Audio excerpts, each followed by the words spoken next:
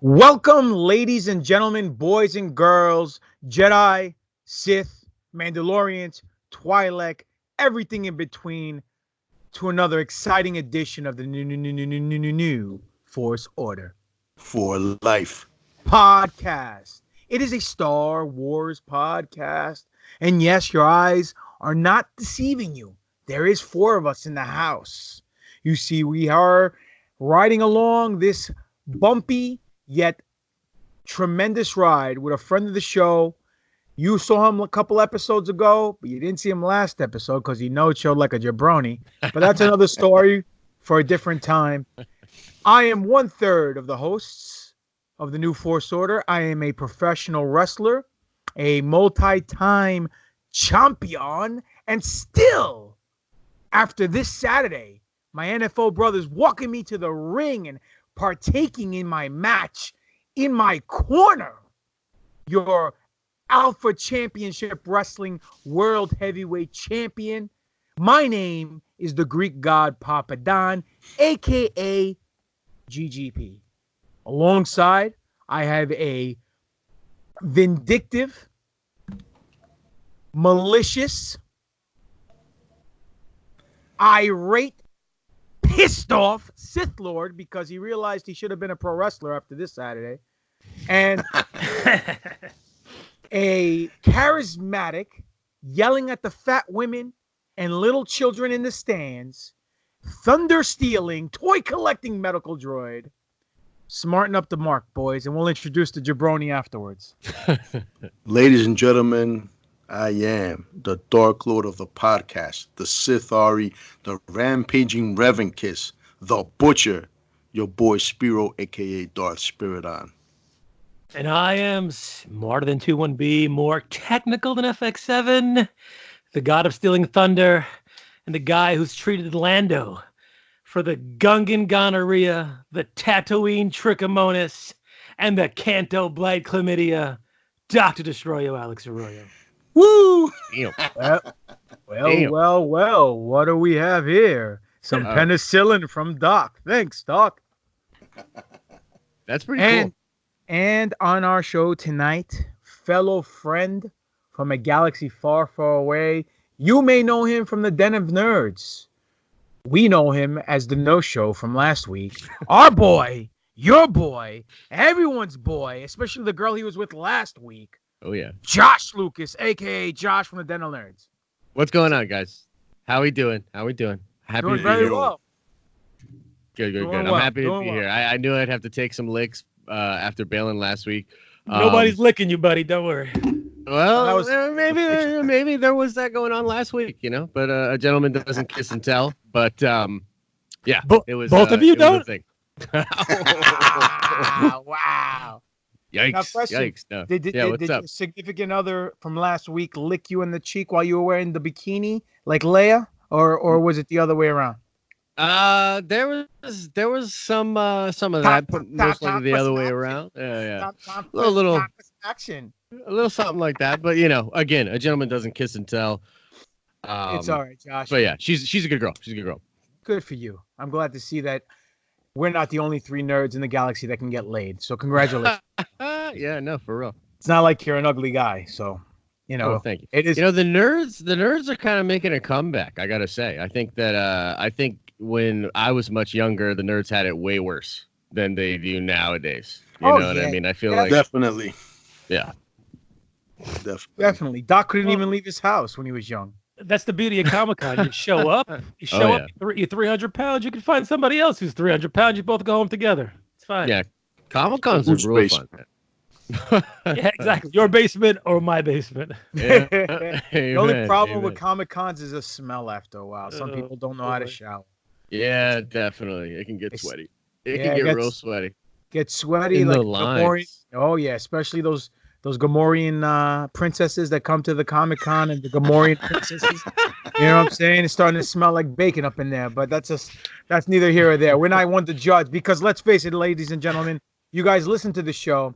I don't know if Josh heard last week's show. We went in on him pretty deep. Yeah, but I figured. I kinda actually liked it. didn't. I didn't listen because I was like, I feel like if I listen to that, I'm gonna be sad. But I will say this: Papa Don came on a stream on the channel the other day, and man, people love Papa Don.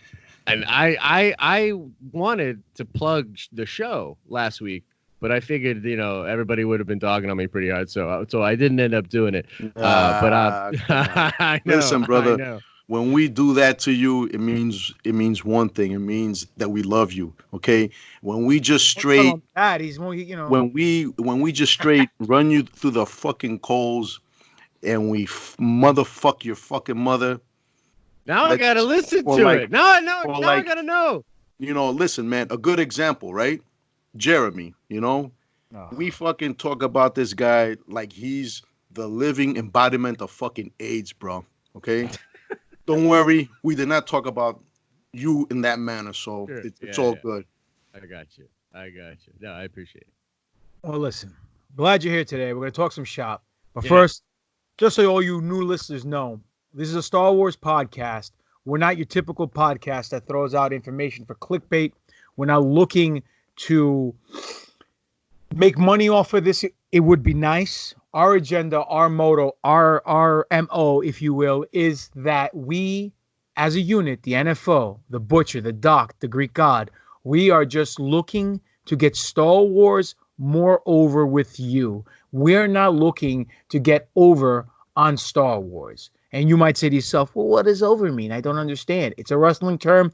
You got to listen to the end of the show to find out what it means. And if you don't, oh, well, you missed out. Regardless of that, a lot of news dropped this week, boys and girls. A lot of news. Some of it rumors, some of it speculation. Some of it, if it is true, it's one hell of a week. Some of it was kind of sad. I don't know. I want to touch the first base here. We're going to start off on a bad note. You guys. Ryan Johnson is coming back. Fuck. Yeah. You guys all are fans of the original trilogy, obviously. Wearing the shirt. Yeah. I have been tarred and feathered. Yes. Nice. There's a character, an OG character that supposedly died in Rise of Skywalker off air, and no one knew about it. Nine Numb is dead. And we don't know why. Brief split-second scene that showed him like blowing up and whatever his thing was. I remember seeing it. Yeah, I think I saw it like on Reddit or something. Someone was like, "No, here it is," and I was like, Yeah, where it's was just like that a in the side movie? kind of paddle, blink if you miss it kind of thing. Mm-hmm. Sucks to be an alien rebel guy, I guess. I mean, they couldn't kill Claude, but they killed this dude.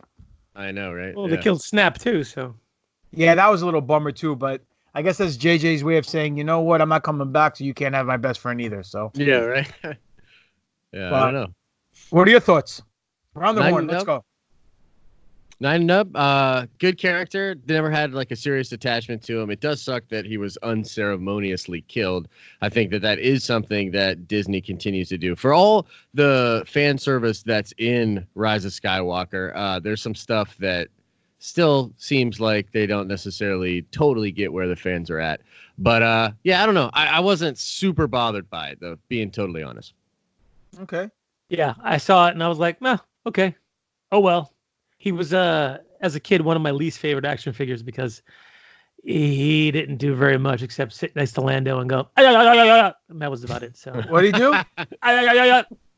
Now I love him. That's what Josh's date did last week. No, she did. No, she is not watching. I am not, not giving her a She look. did the She's pepper like, grinder. What are you doing? Oh, yeah. Oh, yeah. Whoever she is, whoever you are, sorry. Listen, man, I'm not reaching for a box of fucking Kleenex. That's all I'm saying, man. You know, All right. Well, you know what, dude? It is what it is. You know, the movie. Let it be. I love the movie. It was great. It's called Star Wars. People die in wars, so it is what it is.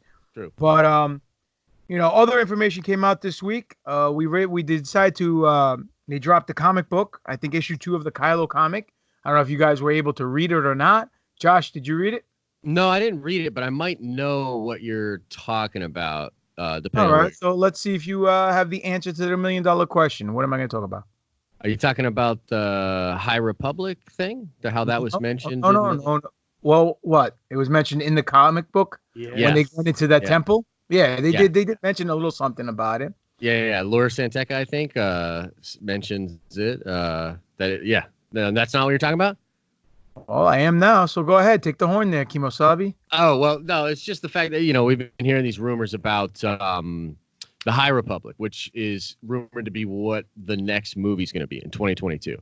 And right now, the rumor is that that's going to be 400 years before the Phantom Menace.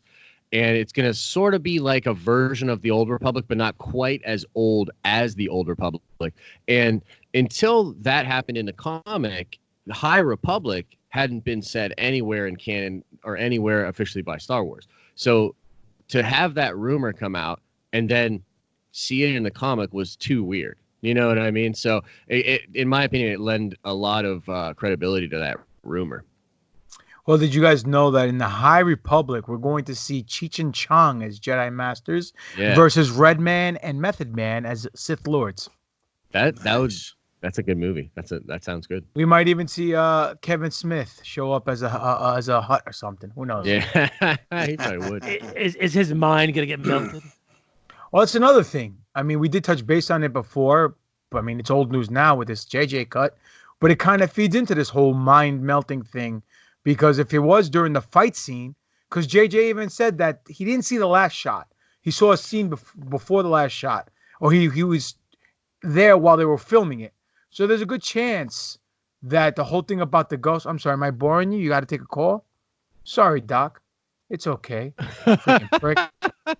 Man, somebody better be dying on the other end of that call, man. Somebody better be dying. Anyway, that you know what's dying? The story I was just saying, but it's okay. But way to go, Doc. Yeah, right. If you're not gonna pay attention, how the fans are gonna pay attention? Hey, man, but I'll tell you, I'm sorry, man. I'll tell you this, though. One thing that I am happy about is I had a theory last week that the High Republic might have been a repackaging of the Old Republic in some way or form, but I'm glad it's not, because I believe I read somewhere that this, like Josh said, it takes place 400 years before the prequels, right? Yeah. And in another article, they were talking about going back thousands of years, which makes more sense for the Old Republic. So, so that's one thing that I'm happy about. Yeah. Well, supposedly there's a young Yoda supposed to be in the film too. Which I'm confused. Frankly, I'm confused by these reports. The reports are a little bit conflicting. Like, to me, it doesn't make a lot of sense for Disney to do all of the development that they're seemingly doing for the High Republic, only to turn around and then 2 years later, or even 4 years later, do a movie set thousands of years before that. It seems weird, because if they're trying, the thing with Project Luminous and how Project Luminous is supposed to tie into the High Republic, it really seems really Marvel-y. It seems like they kind of want to establish a time period and play around in it. But I don't see why you would. How are you going to do that and then just switch it to the Old Republic? So I don't know. Like, I don't know if one is the other. Are they both the same thing and people are getting the dates wrong? I'm kind of confused by it, to be honest with you. But I think obviously High Republic is real because it's in that comic. But I don't know if, like, is the High Republic just what Disney's going to call their version of the Old Republic, and what's the time period exactly? So I don't know. I'm kind of confused by it, to be honest. Oh, the thing with Disney, man, we all know they can cherry pick. They can do whatever they want. It's their story now. Everyone knows who's a diehard Star Wars fan. The timeline was measured by an acronym, BBY. Before the Battle of Yavin, after the Battle of Yavin, ABY.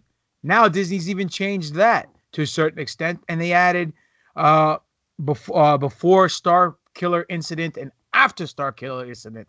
So, it is. I mean, have you guys seen this new? Yeah, I saw that, but I don't think that. I think that's only for that visual dictionary. I don't think that they're trying to change the sort of vernacular of just how Star Wars is dated totally, right? But I think ABY, BBY is still definitely a thing, and it's going to be a thing. Oh no, yeah. You know what I mean? For probably ever. But, I was thinking about this when I heard that story. I want to get your take on this. I think the Starkiller incident is actually more impactful potentially than the Battle of Yavin. You know what I mean? Because I think that if 5 planets are destroying and the whole Republic is gone, then that's a crazy historical moment. I agree that it doesn't necessarily have that same impact in the film that it should, but on paper, that would be such a catastrophic moment. I don't think it would change the dating, though. But yeah, it would probably be more significant than Yavin. What do you guys think? I think it depends on the planets that are destroyed. Like, let's say if we were comparing it to cities, if they nuke the Bronx, I don't give a shit. I mean, it's the Bronx. So, Nobody gives a shit. Yeah, exactly. So, It's almost as bad as Pittsburgh. exactly. Oh boy. Would anybody really notice? Hey-o. No. I mean, Alderaan was a very large, big target of the Alderaan. Republic. Sorry, Alderaan. Billions of people, yeah. Yeah, exactly. Billions of lives is shouted out. So that was like, that's dropping a nuclear bomb on New York City, as opposed to dropping a nuclear bomb on Sheboygan. Yeah, it sucks, but it's Sheboygan. So Yeah, but I think the thing in the TFA was that the Republic had stopped just being centralized on Coruscant, and they were moving the capital around to different systems. And it was something like each system would be it for a period of time or something, right? And when they blew up the Hosnian system, that planet was occupied by like all of the politicians and all of the military of the Republic. So even if maybe Hosnian wasn't a very populated system, it's like taking out DC in your analogy with the wouldn't be such a bad thing, but just to be real, it wouldn't. But yeah, that's a little bit more what it's like. So I think it would be pretty historical. You know what I mean? No, definitely. I mean, go ahead, Spiro. No. I mean, go on. No, you go first. No, because I wanted After to touch on something else. Go ahead. No, go on, man. No, go ahead. Go. You have Well, you guys I was gonna know each other mention- already, for Christ's sake. I was going to mention, right? Another Yeah. thing that Disney seems to be changing is the invention of the lightsaber. Prior to Disney, if I'm not mistaken, it was a weapon created by the Jedi Yeah. and then adopted by the Sith. I believe now it was changed to it being created by the Sith now, right? I actually didn't know that. Is that in one of the new visual things? I or need to something? find that. I gotta Yeah. find that. I read that a few days ago. Where I'm not sure now, but I'll find it. Yeah, I Find don't it know now. for sure, but I heard that one of the things that I heard with regards to the Dan and Dave scripts was that they were going to focus on sort of the origin of the Jedi themselves and like what the Jedi were and how that all came to pass, and maybe into that could be, of course, the creation of the lightsabers, which is something that we know how they make lightsabers now, but we don't know like how did they know to do that? Why is that a thing? You know what I mean? Yeah. I think that would be pretty interesting. It could be Sith.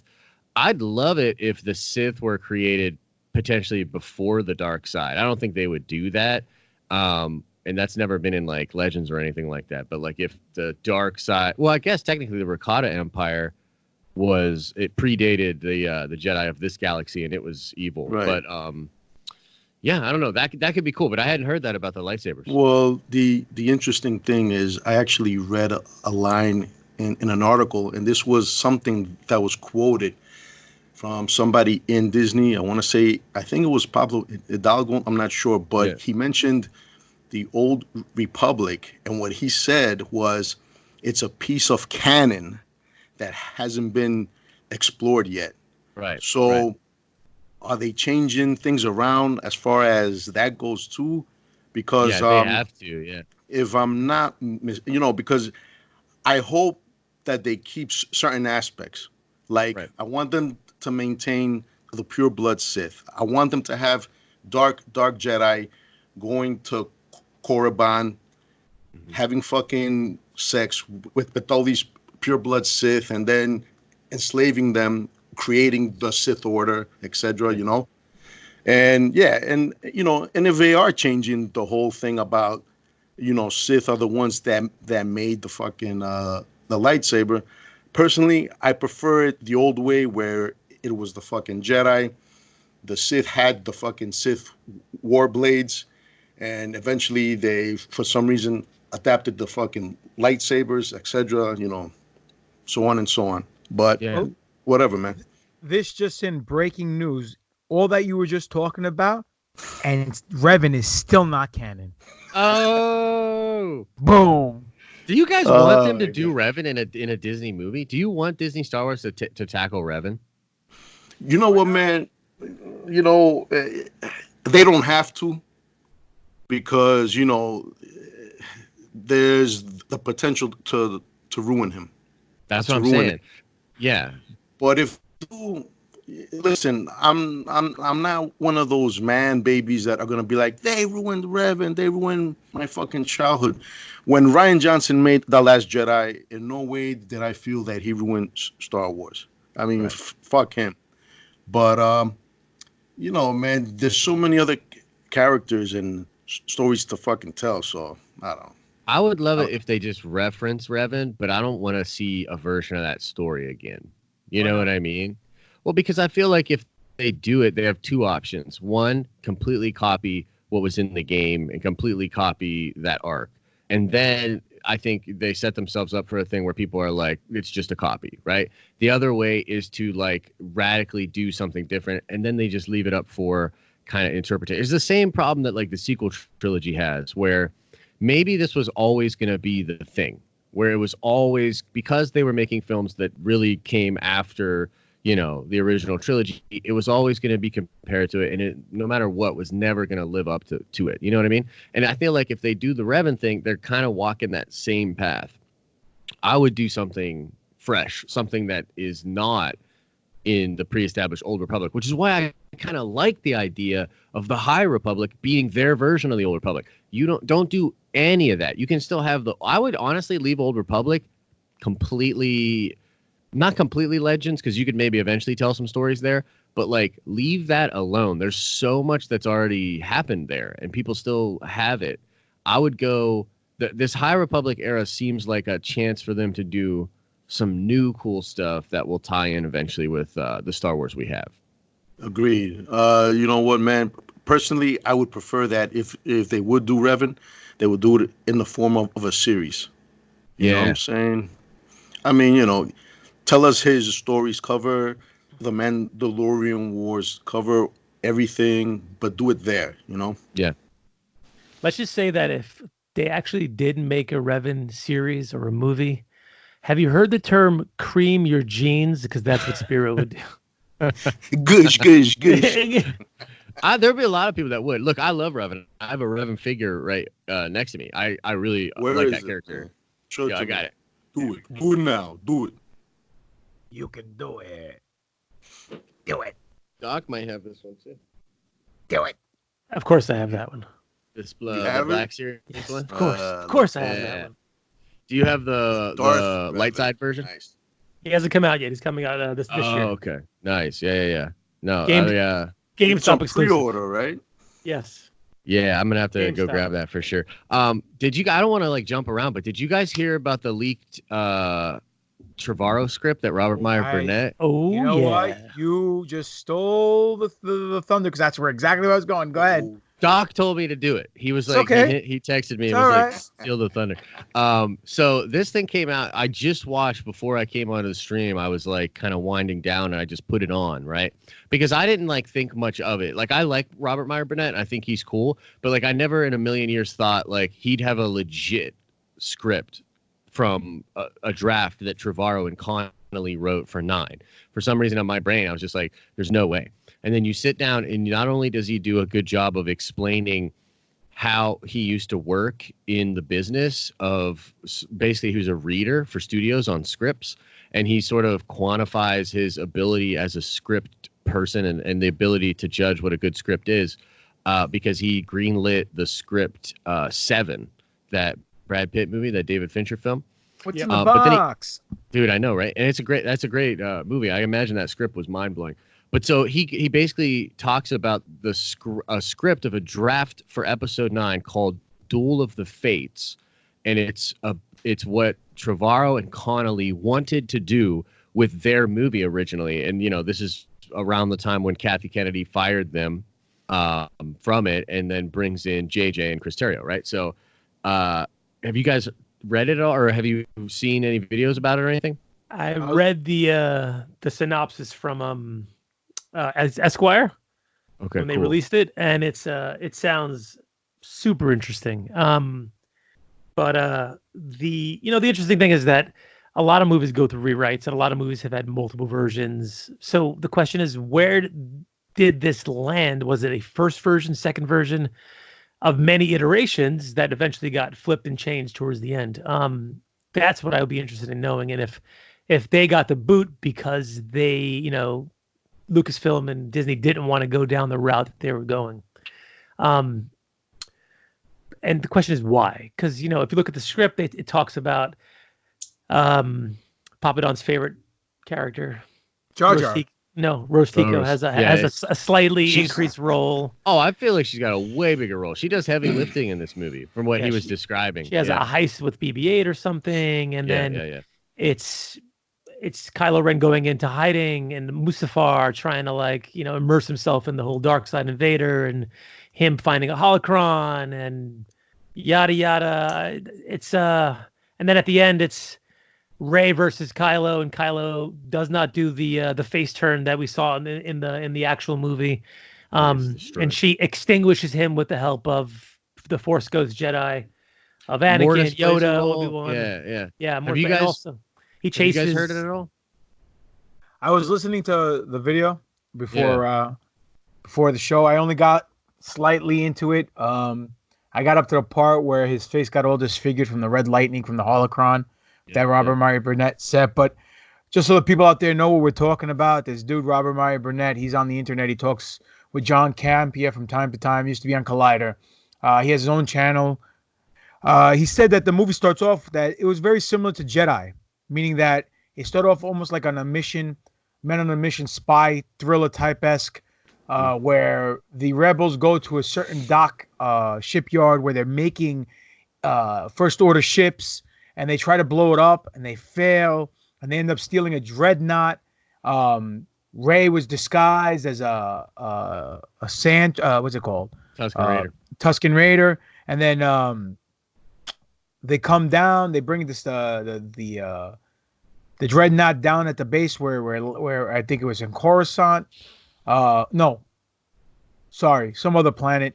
And then there was Imperial officers on there, and they ended up arresting them and putting them in jail. And they had a plethora of First Order ships and weapons and all walkers, and they needed an army in order to get them to do it.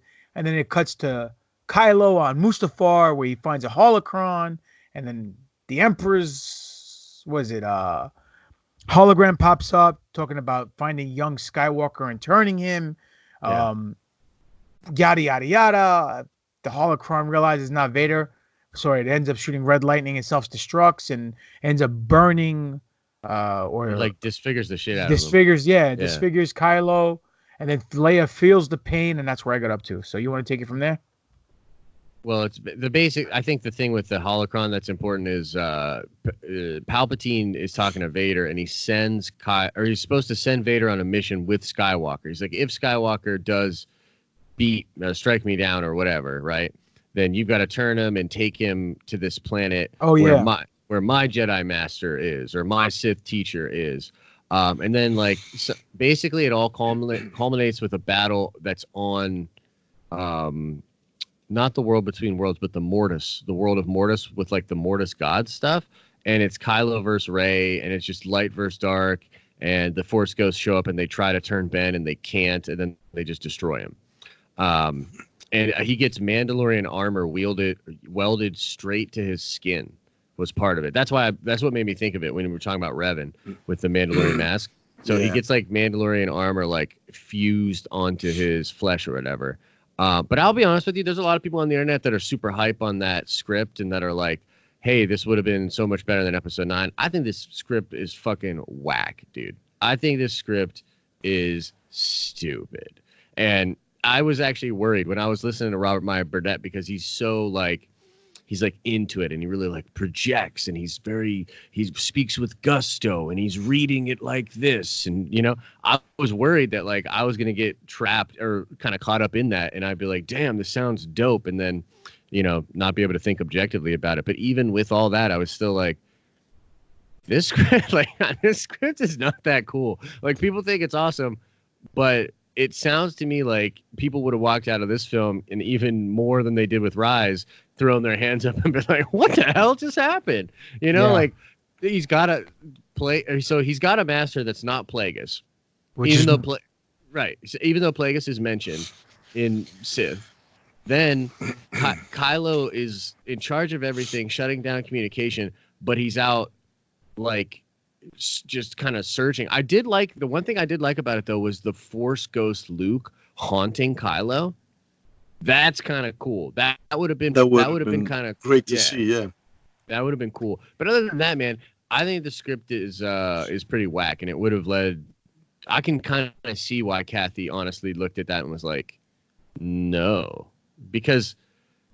And you know what else it makes me think? I want to know what you guys think about this. Do you think that this is all just because of kind of where Ryan left the story off? Because I love Rise of Skywalker. Like, I really do. I love that movie.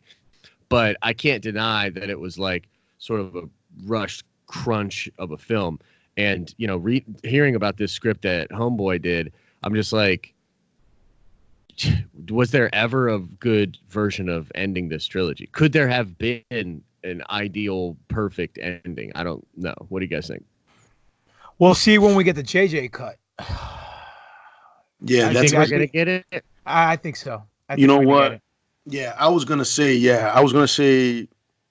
We would have to wait and see for the JJ cut, but I definitely feel that it's a combination of what Ryan did, but at the same time, we would have to see. You know, when they edited this film and they made their cuts in order to maximize profits off of screenings, they left a lot of shit out. Some of this shit we don't know. I mean, you know, sometimes you might hear about something being left out and you're like, what the fuck? Oh, man. But if they left that part in with everything else that was cut, would it make the same sense? So we're going to have to wait and see if this cut exists, which we all, I think, believe that it does. We got to wait to see it. Couple things. Number one, not to cut you off, Spiro. I'm sorry. No, brother, go on. Here we go. People are saying, well, the JJ cut isn't real and it's fictitious and whatever the case may be. No one's saying that the JJ cut is making this another movie. You know, because let's face it, when you look at the Snyder cut, supposedly the Snyder cut is a totally different film. So people are really making the connection that the JJ cut is totally different and it changes the movie. I don't think so. I think the JJ cut is just a director's cut that added a little bit more time, a little bit more explanation, and certain scenes were a lot longer than what it was shown, which probably would tell the same story and make the movie a lot better. So that's that. As far as this draft, it could very well be true that it's just a draft, but there's a couple of things that prior to him coming out, Robert Myers Burnett, with this little thing, there's the guy, what's his name? I keep calling him Chris Terrio, Colin Trevorrow. He said that he was giving Luke a prominent role in this film. So one, Luke wasn't dead in his movie. So maybe this is a different version. But there's a lot of flaws in it. One, Josh, you hit on, Plagueis trained Palpatine, not this other guy. So that's one thing that goes against the lore. Another thing is, how the hell are a handful of rebels able to steal a dreadnought? And then come to find out there's a whole staff of First Order troopers on the dreadnought. What are they going to take the dreadnought and all these First Order troopers are not going to look up and see that it's the rebels who are controlling the ship? They would overturn on the rebels, commit mutiny. If there's 300 people from the First Order, working this dreadnought, and 6 rebels go on board and steal it, You don't think in the time from going from A to B, these 300 first order people are going to try to kick the crap out of the 5-6 rebels on the ship? You know what I'm saying? But if there's one person in all of Star Wars that can take on all of them, it's Rose Tico. Stop it. Okay? I'm telling you, You're such a hater. She couldn't take on 4 Twitter fucking guys who were making fun of her. Oh shit! Love Oh it. shit! Love it. Love it. Spoken. Oh shit! So Nice. to me, there are a lot of plot holes. I mean, I love the Rise of Skywalker. I love it, dude. I want to see it again. I can't wait to see it again. You know what? And I love the fact as a lot of people who are hating on Kylo being an emo, love the fact that he went full 180 and completed his arc and went out like the way he did. Yeah. I mean, a lot of people are upset about it, but you know what? It is what it is. You can't leave him alive. I mean, how is powerful in this movie? Too. Oh, he's the best thing of this trilogy. Yeah, hands down. Hands down. Rey might have maybe the face that runs the place, but Kylo's the heart of the whole trilogy. You know what I mean? Yeah, agreed. What were you gonna say, Doc? I said 100%. And it was good to see the whole transformation and his whole arc, as you could follow it from movie to movie, where you could see the doubt in himself, and then he gets the power and he's obsessed with it, and then again after it's over, you see what turns him and what makes him turn back to the light. I thought it was great. I think it's on par with the whole Darth Vader arc, though we saw Vader and Anakin in more movies to kind of flesh that out. It's still on par with that whole thing. And for me, like the feeling that I got from it was similar to that when we saw Anakin turn, his conflict, him become Darth Vader, what he did as Vader, and then him turn right back, for the reasons that he did. So, and again, Star Wars it's poetry, it's cyclical, all that stuff happened, and people are concerned about the whole, why'd he turn? Well, because he had to, because that's what Vader did as well, and that was his part in this movie. And the other question is, well, why is Rey a Palpatine? Well, if you look at it, who was Luke related to? The other biggest baddie in the galaxy at that point. So, their man crush, their man hero, the biggest hero of the Star Wars universe, quotation marks, was also the direct descendant of the biggest villain at that point during the thing. So people complaining about the whole, it was right in front of us the whole time. If we just look at how cyclical Star Wars is, we should have all sat down and been like, Rey's not a Skywalker, she's a Palpatine, because she has to be that Luke role to be to have the past that clouds her, that pulls her to the dark side, that she has to question but pulls to the light. It's the same exact story, and it was right in front of our face the whole time. Yeah, man, I totally. I still think she could have been a Skywalker because the goddamn lightsaber called to her. You know what I'm saying? Why would it call to her? That's the only thing. Well, because I think the idea, I'm just speculating, but I think the idea is that really why it called to her had very little to do with her blood. It had to do with her ability and the fact that she was the hope. So that she was kind of like the thing that the light side chose as like its conduit or whatever, right? But it just so happened to be that she was also a Palpatine, right? That she also had this propensity to the dark side. I love Rey Palpatine. I think it's honestly, I think that it will make it, to me, it's already made the trilogy better. And when I go back and watch that movie now, particularly Force Awakens, I watched Force Awakens the other night, and watching it through the lens of like, yo, this is Palpatine's granddaughter right here. Like, it does something for me. You know what I mean? Like, it does. Maybe it's just the hardcore nerd in me or whatever, but like, dude, I totally dig it. And it makes so many of her little moments and flare-ups make a lot more sense. You know what I mean? She fights angry, dude. Like in the throne room scene in Last Jedi, she fights angry. And Ben is totally composed. Like he's totally put together. He's calculating. He's looking around. He fights more like a Jedi. She fights more like a Sith in that throne room scene. No, you're right. She ended up being a fucking Skywalker anyway via Force injection. So whatever, man, you know? Yeah, exactly. Them babies. Well, listen, if she has babies, would they be called Skywalkers or would they be Solos? She's going to call them Skywalkers. I think that's why she says it at the end of the film. Have she you wants them to know on the block, this is the Skywalker block. You know what I mean? Have you bought into the whole the whole baby theory, Josh?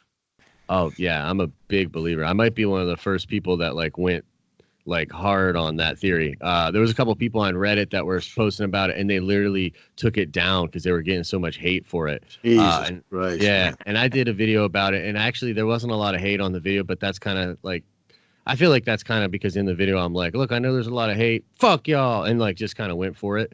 So sometimes that will stop people from doing it. But yeah, people were hating hard on this theory. Like the usual social justice thing of like, how it's bad optics for a woman, how that's potentially rape, you know what I mean, and all these different things. God. Here we go, man. So there was a lot of that. But I think all that kind of whack stuff aside, I think it's a beautiful theory. And you know what's funny? I don't even know if the writers intended it that way.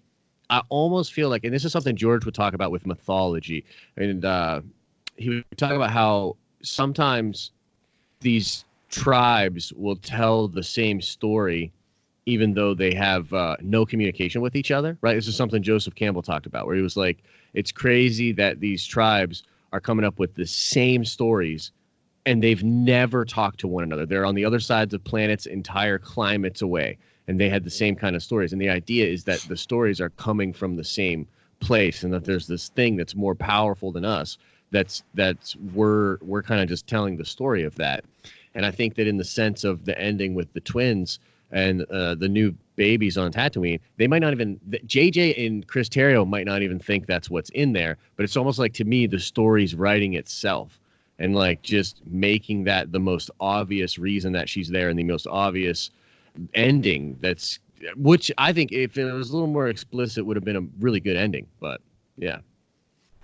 So what do you guys think of? So yeah, man. I'm also this. What do you guys think about the rumors and talks about Daisy Ridley coming back? That they're preparing something new for her, and all that shit. I don't know if I've heard any of that. Well, supposedly they're gonna make a movie of her training the Jedi Order. Who knows? Maybe not next year. Maybe in 10 years or whatever, but they're planning on doing something to that extent, where she's a new Grandmaster and starts a new order like Luke. Look, what is she doing now? You know what I'm saying? People say, hey, you're gonna get typecasted, keep playing this character. If they're paying her tons of money, and her movie's making billions of dollars, and she's doing a great job and having fun doing it, why not? Yeah. You know what I'm saying? How long did Shatner play Kirk? You know what I'm saying? Like, for fucking ever. Exactly. So why not? I mean, if it happens, for life. So I don't think she wants any part of that right now. No, I mean, I think she needs a break. No, but, I agree with you. I totally agree with you. I'm not saying that we're going to see something in 2 years. Maybe we will. Maybe we won't. Who knows? It would be cool if she's the Grand Master and Finn is like her first student. You know what I mean? Yeah. Like her right hand. You know what I'm saying? Yeah. And I would do it way in the future, man. Make Finn like older. And like, honestly, I really do buy into the twins, man. I really do. And I would love to see those twins think they're Skywalkers, find out they're at least part Palpatine, and, one turns or something. It'd be cool. Oh, yeah. Wait a minute. Sort of like the Eternal Throne. Remember the twins? Legends? Vitiate? No, man. Yeah. Remember? Two boys. Yeah. No. I would do something similar to that for sure. Right? But there were two boys and one girl, right? Yeah. But the girl, she was not related to them. Yeah, no? But yeah, she was badass. I don't think she was related to them. She had like a different. It's not canon. It doesn't count. No, but that's a cool story. Actually, come on, guys. That would be cool. But honestly, like I would love for them to do something like that in the future. But I feel like they're going hard on this High Republic or Old Republic, whatever. I feel like they're going hard on that, bro. Like, I'm pretty sure we'll see Revan in the High Republic.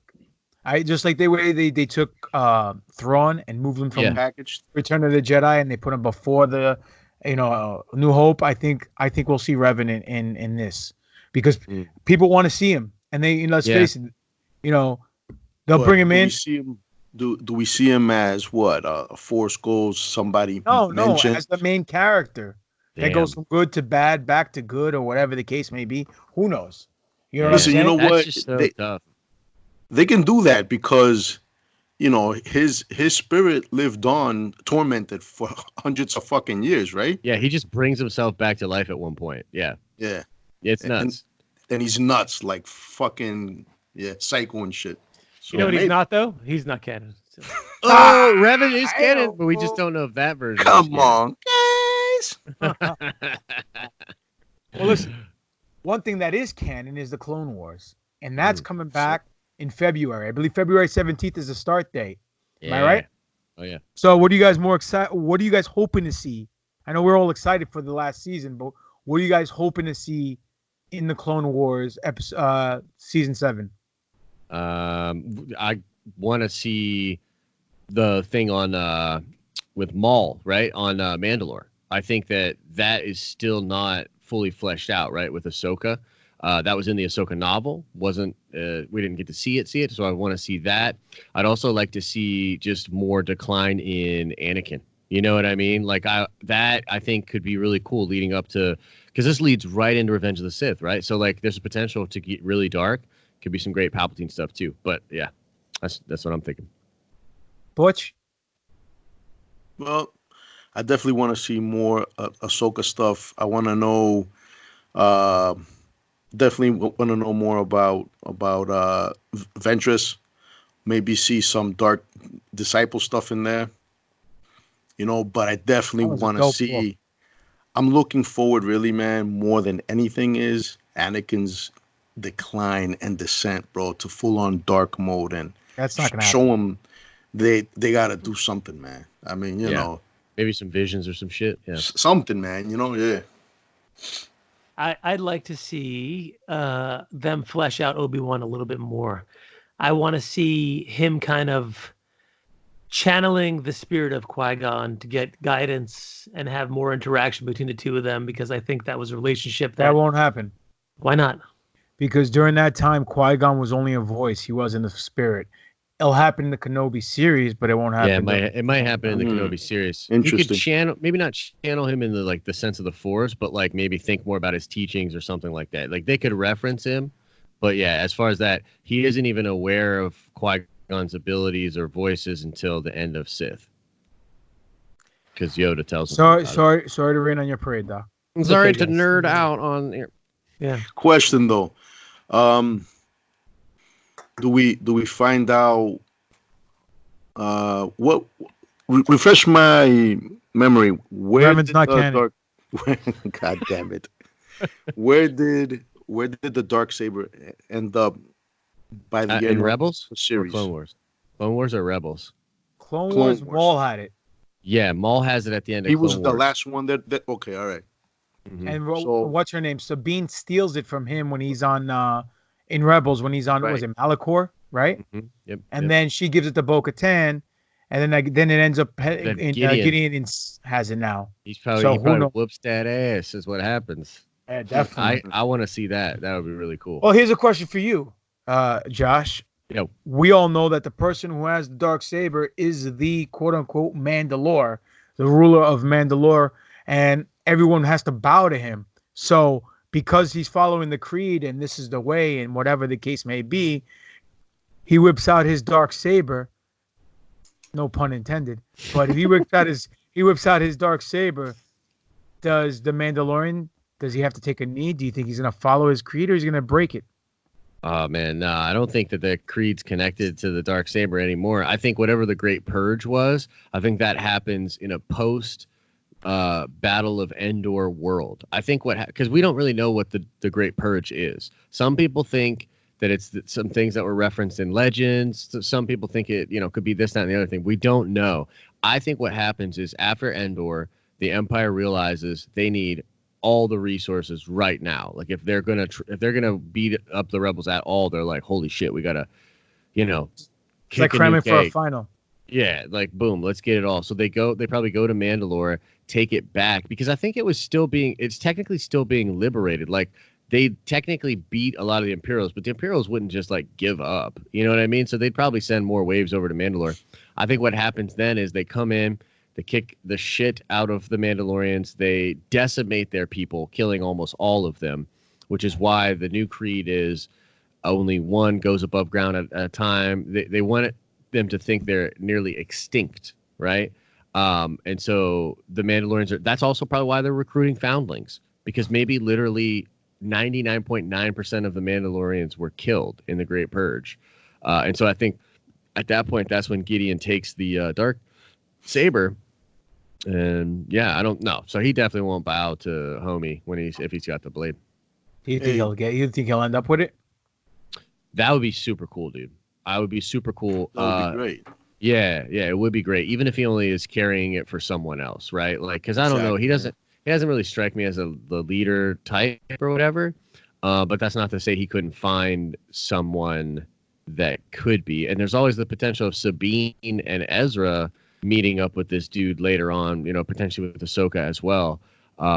So yeah, no, that would be. Speaking of that, cool. Speaking about Ahsoka, a rig rumor mill going around that Rosario Dawson is pledging hard to try to get this role, and a lot of the fans want to see Rosario Dawson as Ahsoka Tano. What are your thoughts? I think a lot of fans are gonna be like, yeah, that's cool, but if they don't give it to Ashley Eckstein, they're gonna start crying and bitching the same way they are for Rose Tico. I think Rosario Dawson would be a good fit to play an adult version of Ahsoka Tano. Yeah, potentially an older one would be really good. Like if she's old, like, you know what I mean? Because I think by the time, depending on 40s, right? Well, I think she is. She'd have to be way older than that. She's like 19 or 20 at the time of Sith, I think.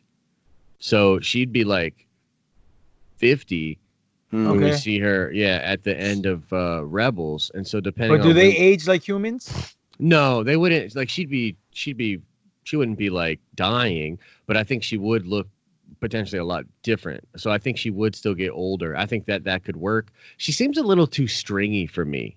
Like Ahsoka seems like short and not like bulky, but stocky a little bit. Like she's got some like muscle on her. Rosario Dawson is like lanky.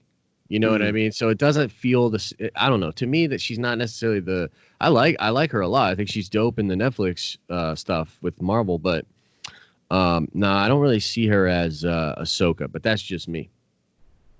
All right. Well, if they do it, and they do bring her on to take the role, the only thing that I would say is that they should have her do all the physical and the acting and do the voiceover with Ashley Eckstein. If they don't give it to Ashley to be the actual role, like they did with Darth Maul. Ashley could do it, bro. So do I. She's got to lose some weight though. That's the thing. She would. Oh shit! A fat joke. Oh no, that's just a Hollywood reality, bro. This show's about to get shut down, guys. Thanks a lot, Josh. Wow. SJW. Whoever got offended by that fucking eat a bag of dicks. Oh man, no, I'm gonna catch some grief for that. No, but I think honestly, I'm just being real. She'd probably have to lose like 20 pounds at least. That's it? That's not Yeah, I think so. I haven't really seen her like that, but every time I see her, she just looks, I don't know, she's just not fit like a freaking Jedi warrior of the caliber of Ahsoka Tano. Like that's the nicest fucking way I can say it. You know what I mean? Like, hey, that's man. a big bitch. Listen, first of all, she's beautiful and she is beautiful. She's a great, I guess, voice actor, if that counts as, or being an actor. I don't know if actors get insulted by that. I have no idea. But she is Ahsoka Tano. So not when the checks roll in do they get insulted. Yeah, of course not. They get but regardless of whatever you think of her, hey man, that's the premise of the show. We're not going to crucify you for your opinion. Whether you think it's A, B, or C, that's your entitlement. But there's more information about Disney Plus coming out that Obi-Wan Kenobi series is supposed to drop, and we're going to get a little cameo by our friend. He's going to have a beard, and no, not Spiro, not Doc, not Josh, but our friend Jar Jar. Misa grow a beard. I'm into it. Misa hipster. Of course you're into it. You're the the prequel buff over there because you grew up in that shit. Fuck I did. that. I want Jar Jar to show up, get decapitated, then we could all move along with the series. Oh, that'd be I'm great. wearing an episode 1 shirt right now. I'm sorry about that. A little episode 1 shirt. Now, I love it, dude. I think Jar Jar has become sort of an endearing character over time. I feel like a lot of, because the prequels have, it's kind of, the script has flipped a little bit. Nowadays, because of all of the people that were younger when they saw them, and all the people that love Clone Wars, I think you can't underestimate what Clone Wars did for the prequels. Like Clone Wars really fixes a lot of that shit, right? And so I think Jar Jar is definitely not as hated as he was before. And why not, dude? Why not throw him in there? I think that would be freaking hilarious. Can I tell you how I would bring him in, guys? Yeah. In a body bag. In a body bag. No, I would have him. I would have this young Jar Jar. You guys remember in the comics they showed him he fucking had a lightsaber at one point for some reason. I would have him fighting off waves of fucking soldiers and this shit and all that, cutting everybody up. Then he wakes up and we see a much older Jar Jar sporting a fucking beard, and then the series threat shows up, slices his head off, and that's it. You move on to the show, and that's it. Spiro's with me. I love it.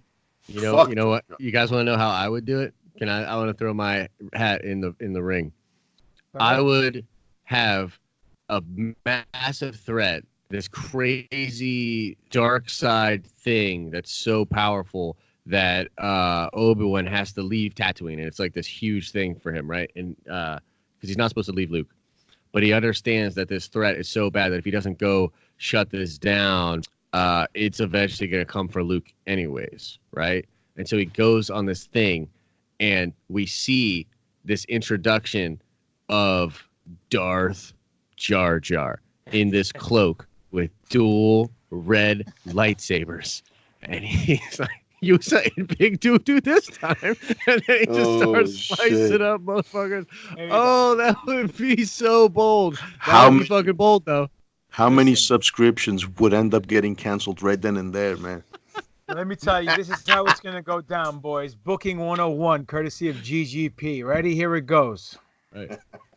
His dark presence, right? Like this big presence, like you said, he has to leave Tatooine because he has to take care of it, right? Lo and behold, it's Vader. Christian, what's his name? Hayden Christensen. Bell? No, sorry. No. Hayden Christensen in the suit, reprising the role, right? He sees him from afar, not knowing it's Anakin. And what happens? Darth Vader's going after a couple Jedis or people or whatever, Twi'leks, whatever, comes across Jar Jar Binks. And Jar Jar Binks realizes it's Anakin because of his scent. Ooh. And goes, Annie? And then Darth Vader slices Jar Jar, and then senses Obi-Wan, and Obi-Wan has to bounce because he realizes that's Anakin. Boom. Dude, that'd be nuts. That is booking off the top of the dome, courtesy of your boy, a.k.a. the Ring General, GGP. So what about you, Doc? Follow that shit, son. Picture it now. Jar Jar Binks Horrible. is now a pimp with 1,000 bitches in his harem. He's got a long dreadlock beard. He's fat like Fat Thor from the Avengers. Nice. I love it. Nice. He's taking over for Jabba the Hutt on Tatooine. No, listen, I'm not booking it. I don't give a fuck. Please don't give me any Jar Jar. I don't want to see any of that shit. I don't want Jar Jar either, dude. At any point, I like the prequels. The one thing I can't stand is Jar Jar. Yeah. And they're gonna drag poor Ahmed Best, who's now had 20 fucking years between him and Episode 1, and all that depression and that suicidal ideation he had, and they're gonna put him right back in the mix for that. That's why I think that guy's it's gonna fucking hang himself. Just a rumor, ain't gonna happen. Yeah, If he didn't, Yeah, if he didn't kill himself the last time with this generation, yo, Yeah. sorry exactly. to say it, man. I mean, Twitter didn't exist back then. Listen, maybe he has some information on the Clintons. I don't know. Yeah, I don't exactly. know. there you go. You know, he'll Jar commit Jar, suicide. Jar Jar, screw Jar Jar.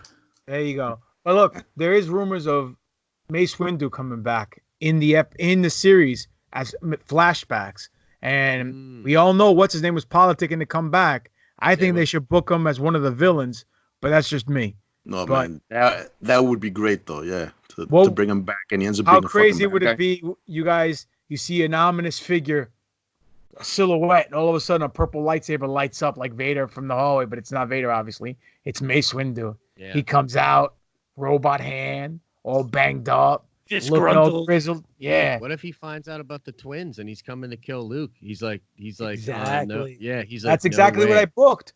Yeah, He went dope. dark side and tries to kill Luke. He finds out Vader's Anakin. He's using his son as bait. And that's how Obi-Wan finds out about Anakin being Vader still being alive, and that's Anakin. And then he realizes the errors of his way, whether it's Force Ghost Qui-Gon or whatever, and instead of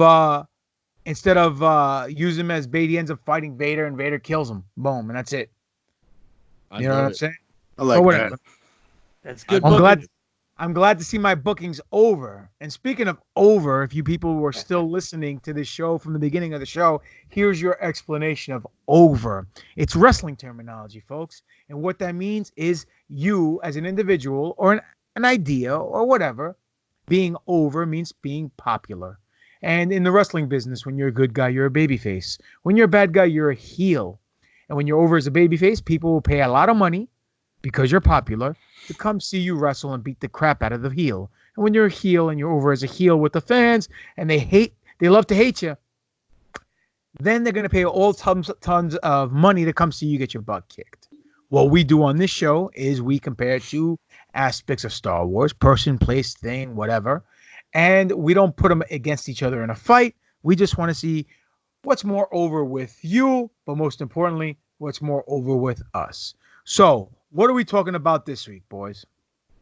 So our battle this week on who's more over. It was kind of thrown together last minute, and one I had in my brain for a little bit that I've been wanting to do for a while. We pit if we think a single lightsaber is more over than a double-bladed lightsaber. So, do you want to go to the polls first? Do you want to go to comments? Email? Just like you to Bob and I always want to go to the polls. Let's take a look. Well, we know you like to smoke those polls, so it's okay. Oh man. Trending through the polls. Here we go. I got a comment from Ralph Page III. Even though the double blade looks cooler, I will always support the original. We got some more comments here. Let's see. Guess from who? Our boy John Enright. Both are iconic, but there is something special about the double blade. When I first saw it in episode 1, I was blown away that a lightsaber could be that way. Also, it showed the skill of the person who could wield a blade like that. I agree. Our boy Todd / Chuchi Figueroa. By the way, Spiro, you in a fucking crack house right now? Where are you? Yeah, I'm actually coming to you directly from the photo studio.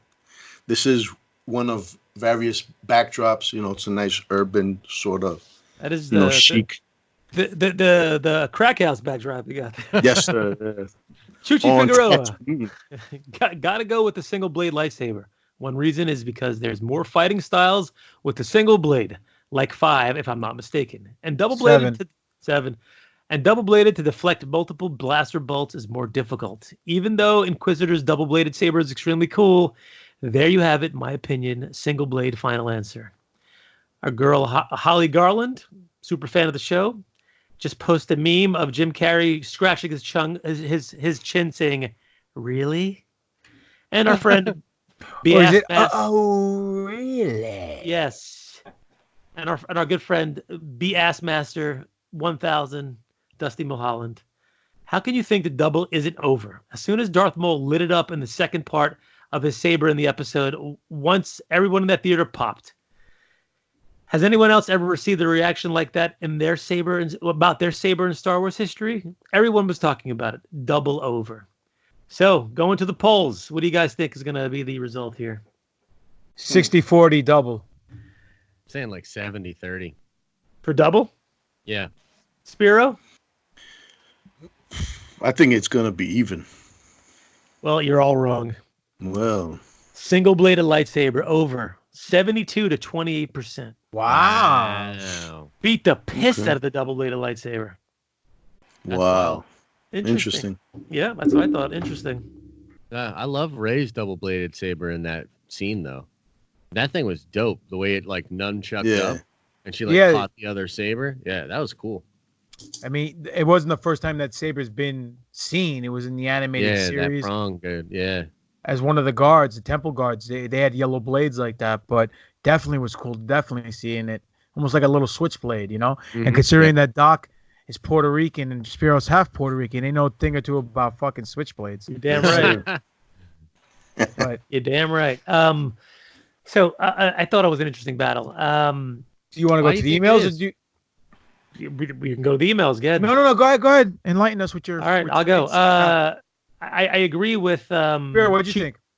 I agree with Chuchi when he said that. Oh, was it Dusty? I don't know. It was one of those fucking jabrones. Way to blow the spot. Yeah. When he said that when Darth Maul whips out his saber and is standing in Naboo and he lights the first section and then all of a sudden he like gives that little lean and it lights the second section, I popped like a little schoolgirl. It was amazing. I loved it. And that like because we never saw that before in the Star Wars universe. Mhm. But I could tell you that I've seen a few viewings of A New Hope in the theaters and I've had the great pleasure of being with people, kids mostly, not my kids, not any of the kids that I'm related to, but kids in the theater who haven't seen it before. And the second Luke ignites his father's lightsaber, you could just hear them go like just this gasp that happens in the crowd. They're just like, like what the fuck is that? You know, one of my friends, Ray Ray, from Miami. You know him, Papa Don. He Yeah, was the guy talking who to- makes the wrestling belt. the guy who makes the wrestling belts, exactly. He was talking to me this week about, he was watching A New Hope, and he watched that Vader scene fighting Obi-Wan in A New Hope, and he was like, the scene is such garbage. It's terrible. Like they're just like kind of flitting around with the lightsabers and not really doing anything. They're kind of mostly posturing, and it's more like dancing than anything. It's not anything what we've seen in the last few movies with lightsaber battles.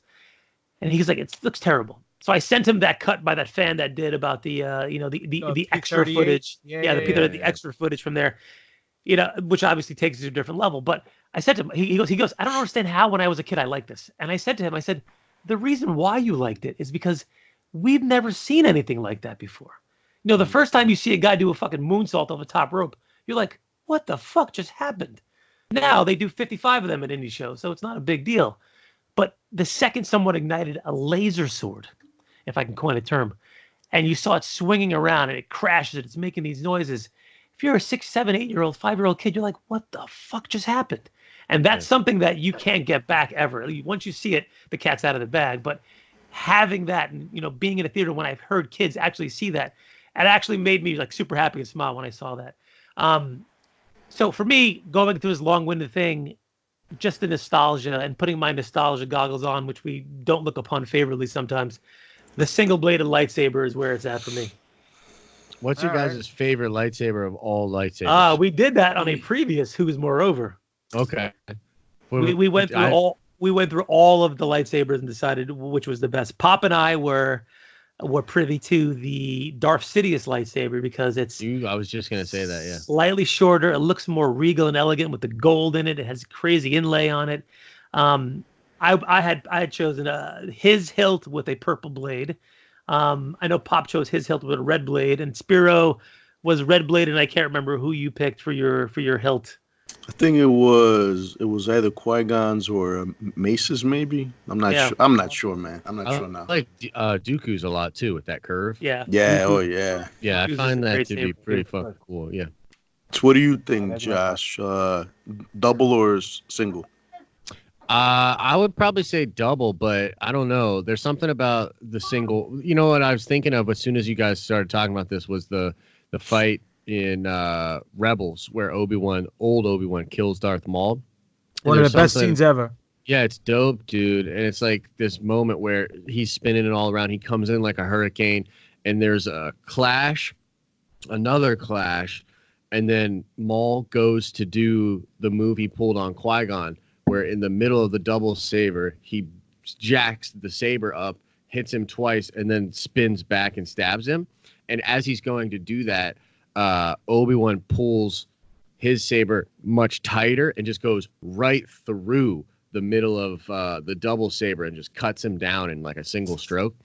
And I think there's something more like samurai, old school swordsman about a single blade and just being like so fucking dope with it that you can cut down someone with a double blade. You know what I mean? Like there's just something about it. So I don't know.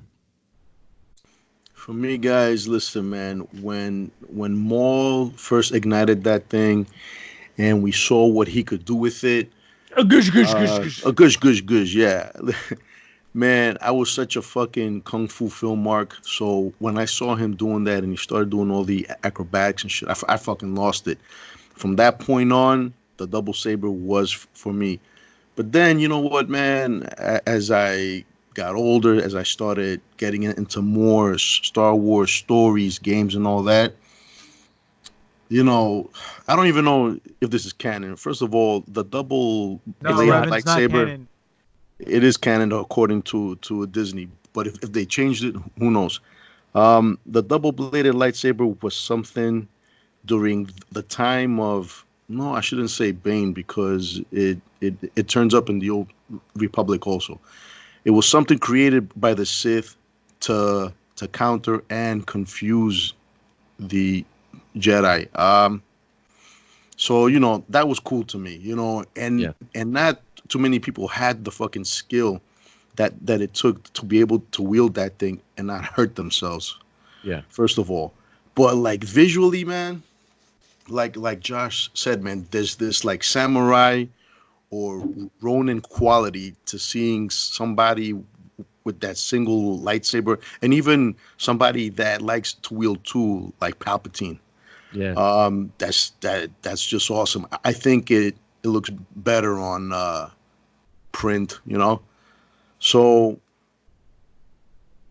it's a close one, but I gotta go with single visually. Yeah, singles moreover. All right. Well, visually, I agree with you. It is more appealing to see a double-bladed lightsaber. A couple things. I love the scene in Lego Star Wars where Lego Darth Maul pops it up, and then Lego Obi-Wan goes, "That's a funny way to hold a lightsaber." And the second part lights up. And he goes, "A double-bladed lightsaber?" And then you see Maul jumping, and he's singing the Duel of Fates theme, but he's going, "Awesome, awesome, awesome, awesome, awesome." So I always mark out for that stuff. Well, regardless of that, I gotta check that out. The cool thing about that scene that you just mentioned, Josh, from Rebels, a lot of people were a little upset at first because it was so quick, but it transcends Star Wars so much. Because if you remember the scene, you have Maul trying to upset Obi-Wan and belittle him. Yeah. Obi-Wan puts him in his place verbally. He gets upset, turns off the fire, ignites his saber, does a little twirly thing, and Obi-Wan goes to old school Obi-Wan with the double finger pose. Then he goes to Alec Guinness Obi-Wan with the regular pose. There's then a he lot goes of posturing back and forth. Yeah. Then like he in goes the to little Qui-Gon foot pose. movements. Right? The same shot like Qui-Gon, and that sets up. Was he setting up Maul? Who knows? But Maul says, "Look, let me try to get him the way I got his master." Boom, boom, boom. Don't think so, sunshine. And takes him out. Very calm, collectively calculated, if you will, and just shows the difference between Maul and Obi-Wan, to the point where even when Maul was dying, he still wanted to be avenged. There was still hate in his heart. And Obi-Wan consoles him the way he consoled Satine, the way he consoled Qui-Gon. Same way. Covers his eyes when he dies. It's very poetic. You Dude, I know? love that episode. Oh, Man. it's a great scene, dude. And because we just, the way we broke it, the way I just mentioned it, if you really watch it from those eyes and you sit down and you enjoy it for what it is, there's nothing better, you know? But I'm going to go with a single bladed lightsaber only because as much as visually it looks better to have the double bladed lightsaber, you're constricted because you got to use two hands at all times, right? Yeah. You can't do any force pushes unless you're holding a lightsaber. When at the same time, if you're doing a single, slicing around, you can still force push and fight off. This you got to use two hands, so you're kind of occupied unless you have more than two hands, you know. So I'm gonna pick a single bladed lightsaber. So I'm old fashioned. So that's that. So we are, I guess we're all on the same page almost, as far as this goes. So I don't know, but It's a clean sweep, yeah. yeah, man. Dr. Let's Mike go. might be muted. Shout out to Ray Park, who is a fucking phenomenal martial artist. Who, I mean, welded that thing like nobody's business. I mean, talk about perfect casting for a guy in that spot. Amazing, and just knowing how how to deal with that weapon is very, like you said, very difficult, and he made it look effortless. Well, Ray Park's awesome, dude. And I'm sorry, but to me, Maul is the best looking villain in Star Wars history. He looked better than Vader, almost of all time. You know? Yeah. I mean, he didn't look as scary as far as like the Emperor. The Emperor looked scary when I was a little kid, but he by far is the most coolest yet badass character out of all of them. He might not have been as powerful, but visually, I mean, come on. That's another. He's another reason why I love Rebels. I love Rebels. His arc in Rebels and like what he's doing with Ezra is so damn interesting, dude. And how they find him on Malachor, which I guess is gonna maybe be something that we get shown in the end of Clone Wars. Is like, how does he end up on Malachor? You know what I mean? Like, why is he there? Does he get exiled there by Sabine? You know what I mean? Like who or not Sabine, but Ahsoka. Like, who knows? But dude, Maul in this, that's actually more of a credit to Sam Witwer, who lifts heavy on that show with that character. He's so talented and does so much with him. It would be great to see those two collaborate, which is what they did in Solo, right? They collaborated because that's Park, and then it's the voice of Witwer. I'd love to see more of that in live action with those two collaborating. That would be dope. Well, there's rumors that they're going to either, I mean, because he also posted a picture on his Instagram recently with him in full makeup, and I'm pretty sure he doesn't walk around the house that way, you know? So maybe he does on special occasions. I would. Yeah. Yeah, right. I'm a sick fuck though, anyway. Cool. But there's rumors that they're going to do a Maul series explaining his origins, but I also heard there's going to be a series. Rumors of a series where it might be talking about the Crimson Dawn, where it might be, also tie into like Solo 2. So there's a numerous amount of things that are, being thrown out there. Whatever sticks, I guess will stick. But our fans have sent in some emails speaking about sticking. Our first one goes from B. Askmaster. You're on mute, Doc.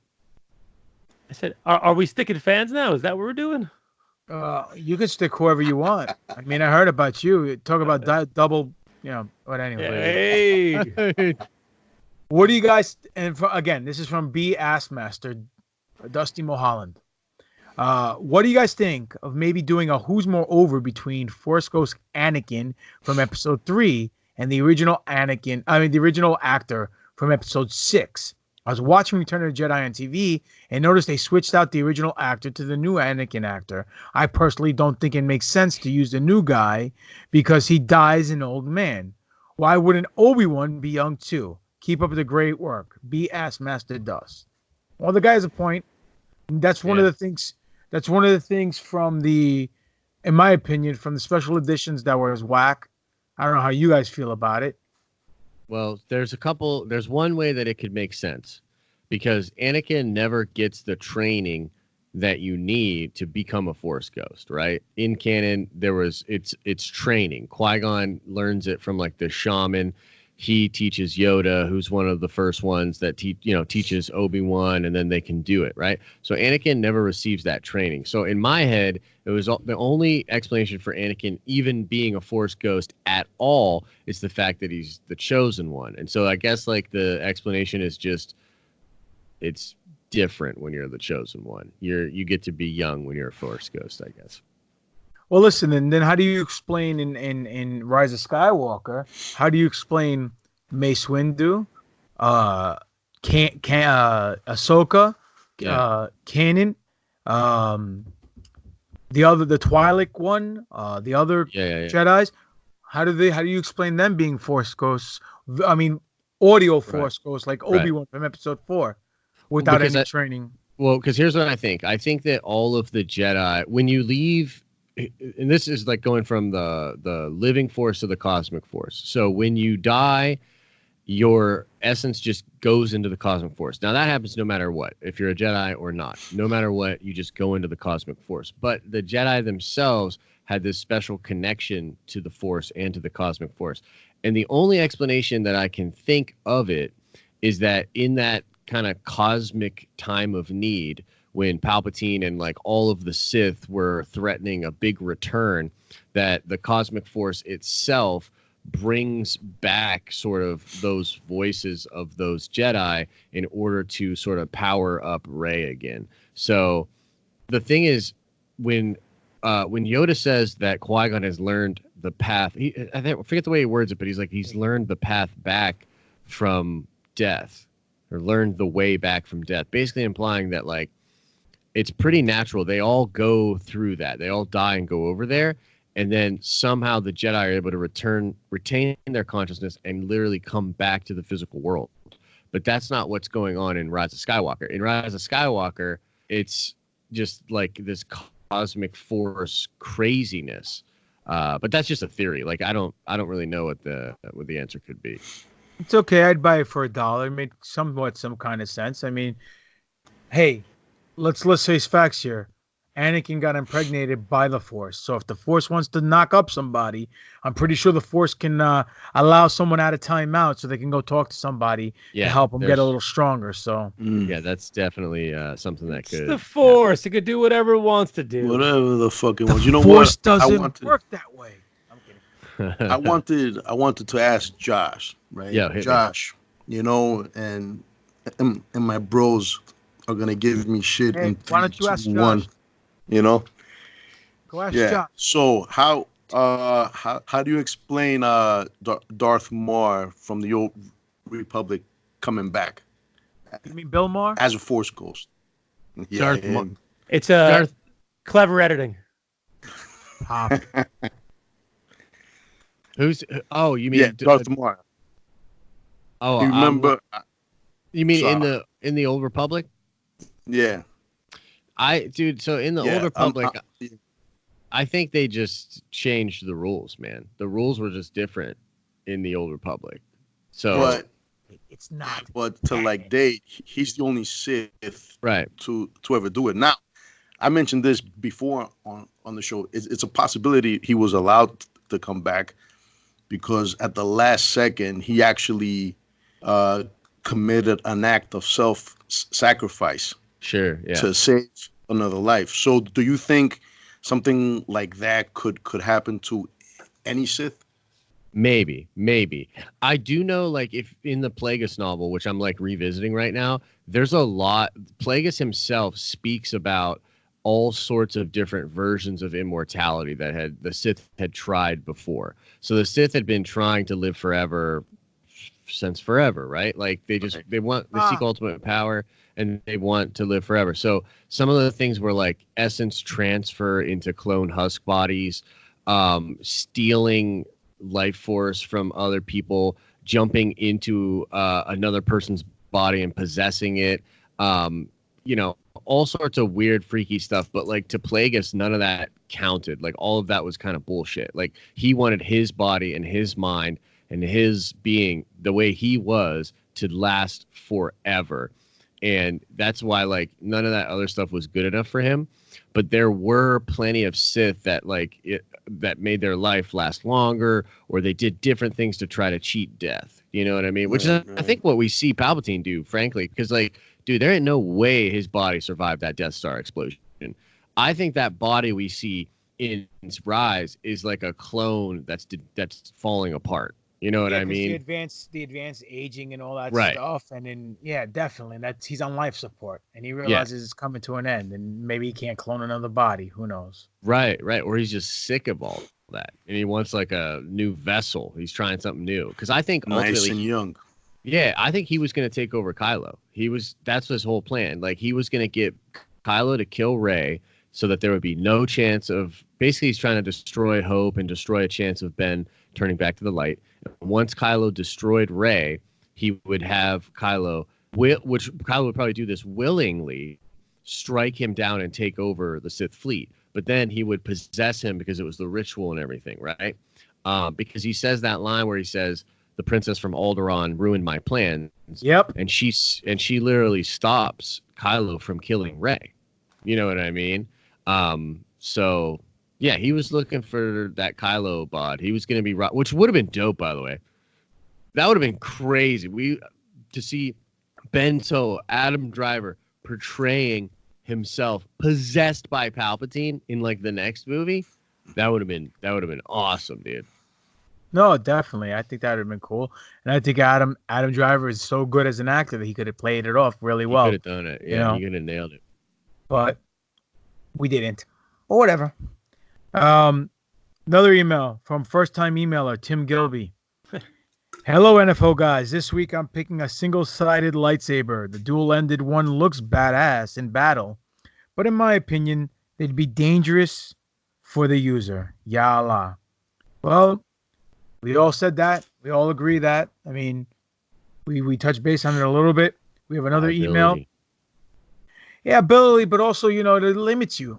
You know what I'm saying? Unless you're a kung fu master like a Ray Park where you can use your feet and flip and do all this crazy shit, you're kind of limited because you got to hold that thing. The hilt's like this big. Yeah, it's huge. Comfortably walk around. That thing's going to be fucking, that would be annoying. Or you just put it on your back or something. I don't know. The only guy I know who can walk around with something that big and use both his hands and still walk around comfortably is Doc. Yeah, right. It's a burden, but I deal with it. Yeah.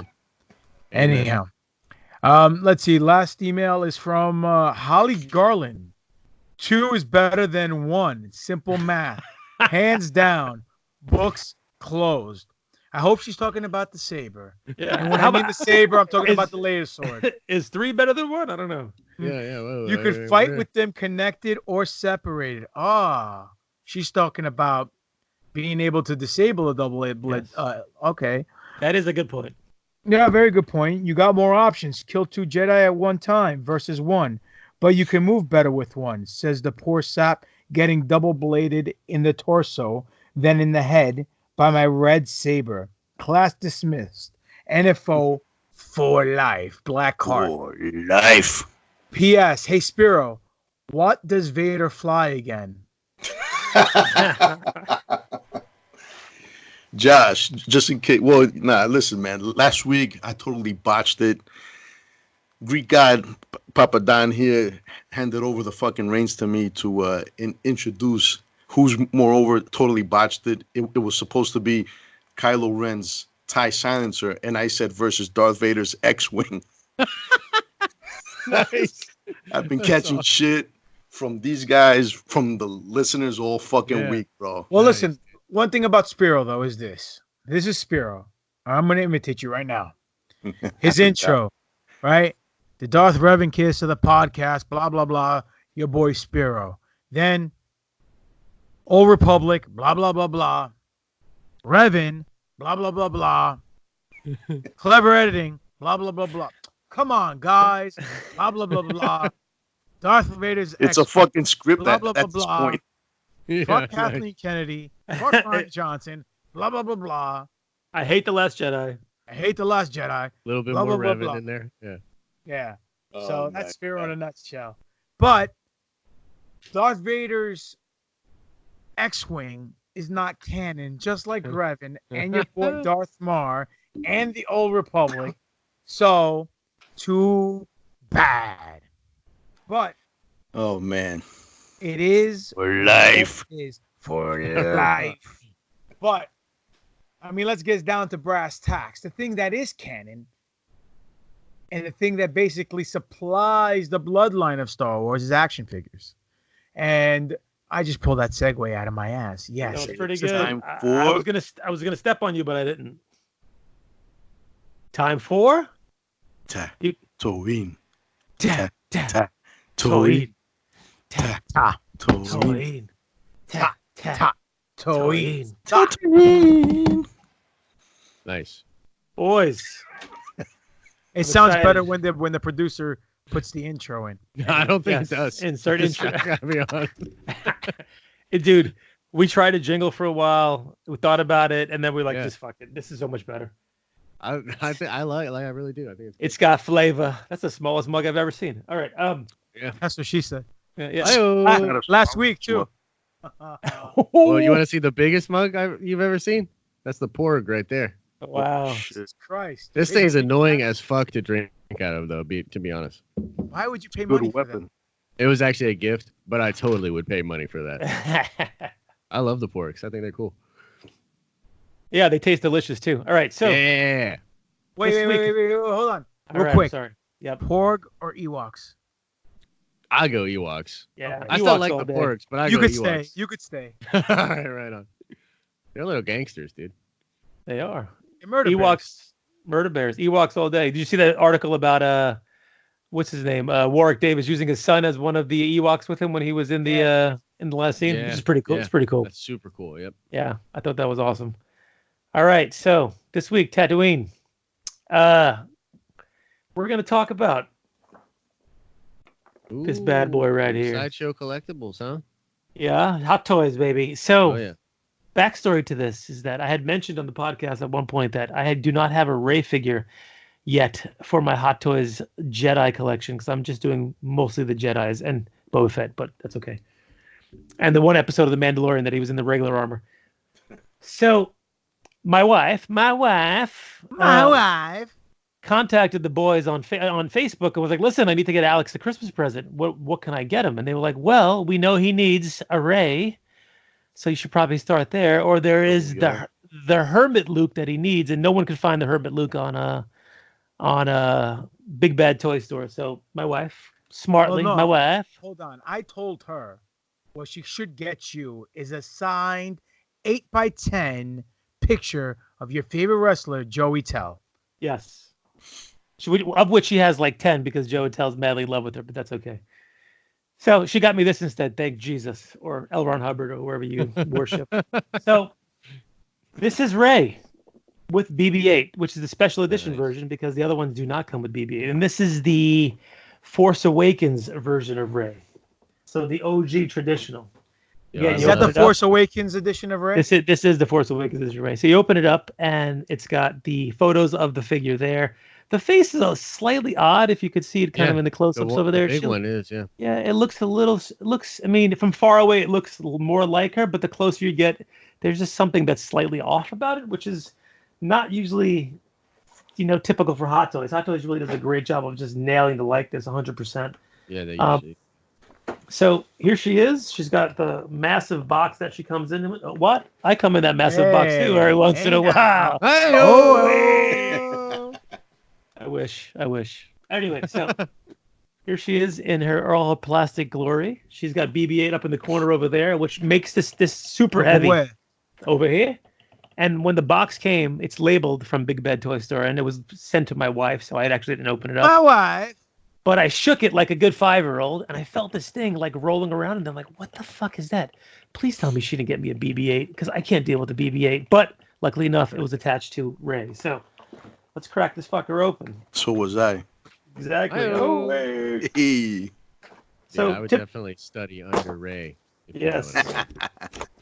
Typical Hot Toys fashion. She comes with multiple Is that hands. Hot Toys Doc? This is Hot Toys, Papa Don. Yes. Hey, Work Josh, stick around, man. You might learn a few moves.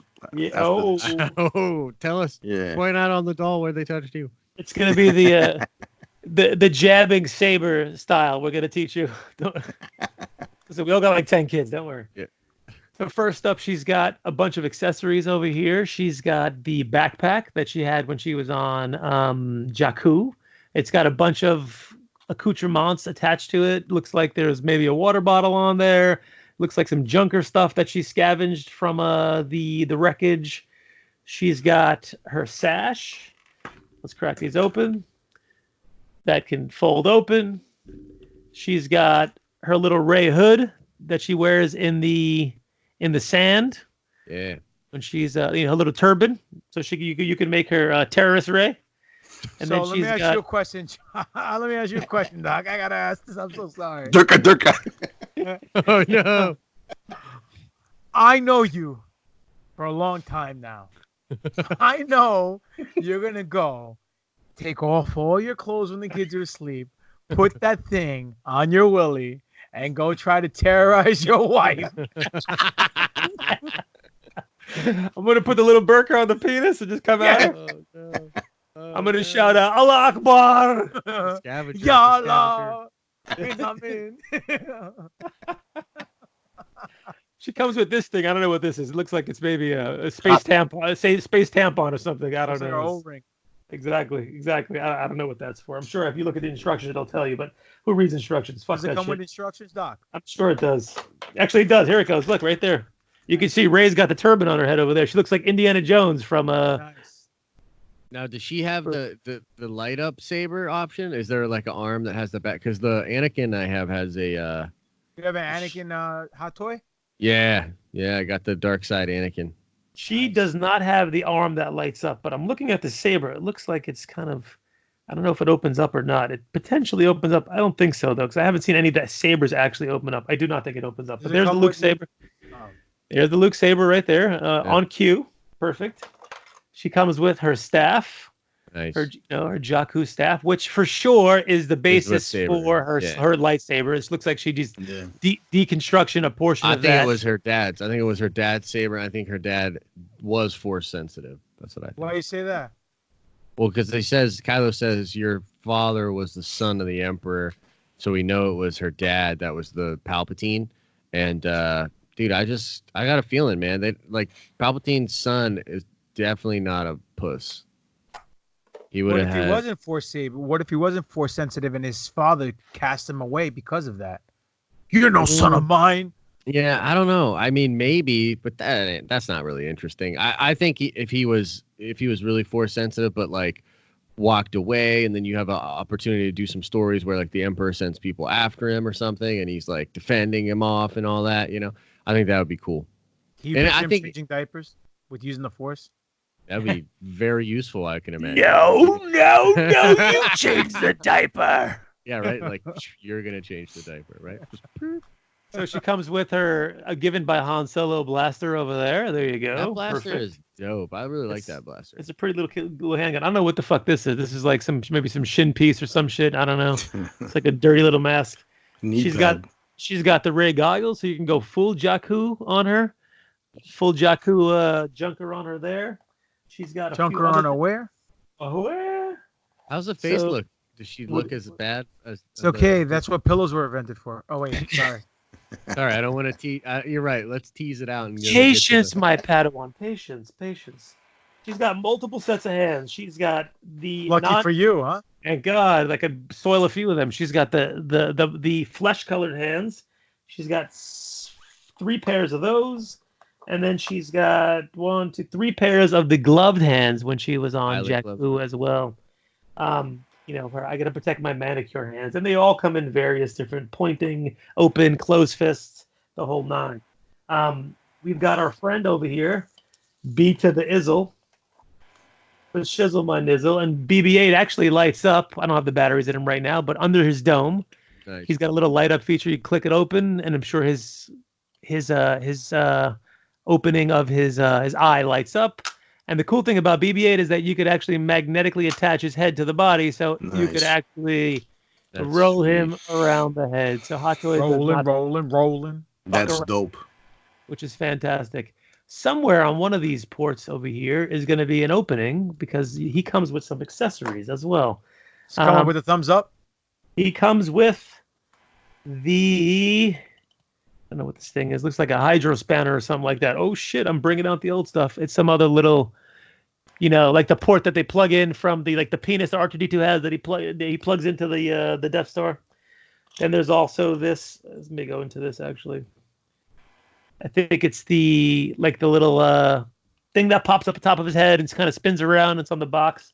So I'm sure that connects somewhere onto the BBO. I think here's yep, there it goes. You could pull up one of the panels and you could stick the that fits right in there. Perfect. That's what she said. That's what she said. You could stick the this map is like to Luke Skywalker. Exactly. And he's got like this little I don't know, it's like a little sensor scope that goes on top of over there. Very old school Kenner from the R2D2 line. The original vintage line. And then you got the main event. The show. Hello. Ray's got a little, Jewish curls on the side over there that come down. Oy, exactly. I think she looks better than the picture. Yeah, the picture definitely. So if you look I'll get you a little close up over there. It's almost my family. Freaky. It's almost like me and Daisy Ridley are just, neck and neck here. Yeah. Oh shit! Easy look out. Jabba. It's a family show. It's a family show. Again, Hot Toys. Not this one. Right. The paint wash to do on the face is great. The eyes really pop. She's sparkling, and like Josh said, she actually looks a little more like Daisy Ridley here than she actually does in the picture. You could take her clothes off if you really want to pop, but it's going to be her shirt's actually slumped somewhat open in the front. She's got a low cut swinging neck over there, and she's got Where's boobies. the show going, man? It started in the gutter. It stayed in the gutter. It's gonna forever be in the gutter. She has no nipples, but she comes in her Jakku outfit. She got the Jakku boots. She's got the little tails that she has from the back of her rags and her robes over there. She comes with the base as well, and the base is a Rebel base, and it also has bass. Yeah. So she's got some sand. I hate sand. Of course, it gets everywhere. Which connects to her Rebel base from the bottom of the standing base that she has. So that's Hot Toys Ray. She was on sale from Big Bad Toy Store. I think it was $279, but they also gave you a $150 credit when you picked it up. Damn. Which means that nobody was buying Ray, so they had to blow her out of the back door. Oh, hey now. Whoa. And they wanted to kind of dump their stock, so they gave you that $150 credit, which I still have not used yet, which I'm sure I will use very soon. Hermit Luke. I'm probably Hermit Luke. You're correct. What's your favorite hot toy? What's your My favorite hot toy by far and away, and the guys probably know the answer to this question, is the Bespin Luke Skywalker. Nice. Deluxe edition. Comes with two figures, actually. One Luke, completely complete with him prior to the Battle of Bespin and him after the Battle of Bespin. So hand chopped off, all fucked up, costume all messed up, face all bashed up. And the one I got actually has the extra Darth Vader head from when he was in the Dark Side Cave, where the mask flipped open. You see Luke through the helmet. So that cost me a cool $770 for that one, which was impressively expensive, but worth. Yeah, they're expensive, but they're awesome. I just started. The Anakin is the first one that I've gotten. But did you get the Dark Side Anakin? Yeah, I got the Dark Side Anakin. Yeah, I like him a lot. Yep, I got that a few months ago. I actually really like that figure. It's pretty awesome. Yeah, I gotta get some Marvel ones though. I want to do. I don't know. I might splurge on that Hulkbuster. That one is pretty nasty. Sexy. That's a sexy figure. Yeah. Going off topic, if I may recommend the Red Skull that I just got. This thing is amazing. Is that a hot toy or is that? It's the sideshow version of it. This is the sideshow 6 scale. So. Similar kind of make and mold, but not quite Hot Toys. Cool. But that one's amazing too. Anyway, off topic. That was TaTOYine, boys. Oh, you did it again, Doc. You impressed us with your collection. Who would have thought playing with Barbies would be so nice? Right? I would have thought. Hey, well, now when the judge, you grew up playing with Barbies. I was playing with Thundercats, G.I. Joes, and Transformers, but it's okay. Whatever happens in Pittsburgh stays in Pittsburgh. Indeed. Transformers were big for me for sure. Oh, love definitely, those dude. Definitely. What about GoBots? Nah, GoBots were the ghetto fucking- Transformers. Yeah, exactly. Yeah. nah, bro. It's like Mask. Mask was like the ghetto GI Joe. You know what I mean? But Mask was good though. I love It was cool. It was cool. But I'm GoBots just were just saying. like- Better this than sucks. GoBots though. I had Yeah. a lot of prequel toys too. I had a lot of prequel toys. I went Something tells me nuts. you had Jar Jar Binks pajamas. Nah, I don't think so. That would have been dope though. I would get Jar Jar Binks pajamas now more than I'd get him back in the day, dude. And it's a good Jar thing Jar- you got that- laid last week. Yeah, no, it ain't happening ever again now. After this show, nah. Yeah, right. No, she's not watching this show. She's Speaking not of getting laid, Doc, are you gonna grace us and with segment of Oh, the Kama Sutra. That's Yes, a great, good that's segue, a Spiro. Fantastic segue, Spiro. So yeah? for Dedicate Josh's this one benefit- to Josh. Yeah. Yes, we're gonna dedicate this one to Josh. Josh, I want you to Is pick this a number. the position called the no show? Dude, that probably is a position. Josh, I want you to pick a number, Josh. Let's see. I'll give you a range. 1 to 100. I know what he's gonna pick. No, I'm gonna pick 55. Not 69. Okay, good. Ah, damn it. Jesus. Page 55 of the unofficial actually, Star Wars Kama Sutra, That is which awesome. my wife gave to me. My wife. My wife, who was written by Where were we, lad? an author named S.N. Herder, aka Scruffy Nerf Herder. Yes. So Yeah. it says all over the place on this that this is not authorized. Please, extremely highly unauthorized. So let's turn to page 55 and see what the action figure Kama Sutra has for us. Excited. Doo-doo-doo-doo. All right. Oh, I will this is- take the rapist for 100 hours. Yes. It's That's therapist. It's therapist. So this Condiments. is a good. So this is really a good one, and it's kind of it's good you picked this one, Josh. So this one's called the Pittsburgh slave. Punch. Yeah, the slave lair. Oh shit! Okay. Layer. Okay, and it stars Jabba the Hutt, Princess Leia Organa, and Silicious B. Crumb. Okay, so I'm gonna flip this over here and show you guys. All right. Oh god. So if you look at this photo, I'm going to bring my light a little closer over here so we can shed some light. So you look at this photo, we see, Jabba lying in his bed. Okay. Yep. We see his little frog, eating machine thing. over here. His hookah thing over here. So there's Jabba. Up top here on the top of the mirror is Silicious Crumb. We see him Where up there. the fuck is Leia? But the question is, where's Leia? oh, Where God. is Leia? So if you look at the very stealthily placed mirror that is sitting behind Jabba, and let me again try to get some better light onto the situation over here. Oh, let me get my cell phone. Here we go. You could see that. God, if you keep moving it like a. I'm fucking sorry. I know. I'm circuit trying to get clock. some light for you guys. Hold on. Here we go. You could see that right up here. Princess Leia is in the mirror behind Jabba the Hutt, getting shat Where out of the his fuck? ass. Literally getting shat Where out of the his ass. You see her back Oh there? shit! Awesome. Oh, Hence, man. that's why this is called the Slave Lair. Good pick, Josh. Layer. Fantastic pick, Josh. Fantastic. So how does one exactly perform? Well, I would assume Very you would have to, carefully. exactly, gently insert said Princess Leia into your Jabba orifice. Were you And doing it with then, a hot toy or Yeah, well, she's gonna be a hot toy coming on the way out, boy.